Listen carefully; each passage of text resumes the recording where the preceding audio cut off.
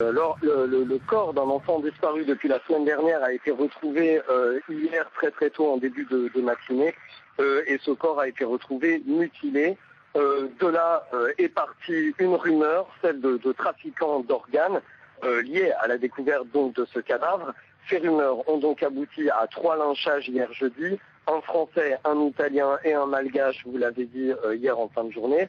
Alors, les 2 Européens auraient avoué avoir participé à un trafic d'organes, mais attention, c'était sous la torture, quelques minutes avant d'être lynché par la foule. Le Malgache, lui, les aurait dénoncés comme étant ses complices, mais encore une fois, rien n'est confirmé ici par les enquêteurs.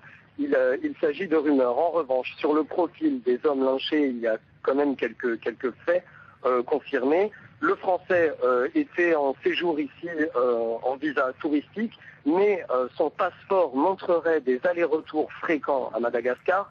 Quant au ressortissant italien, lui, il était en situation illégale à Nosy-Be. Son visa touristique avait expiré.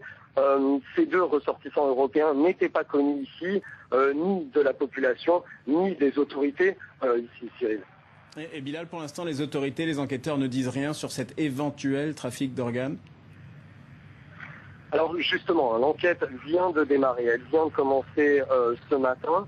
Il y a des informations sur des organes humains qui auraient été retrouvés à divers endroits dans l'île. Ces informations circulent depuis 2 jours, mais elles se contredisent et elles ne sont toujours pas confirmées officiellement.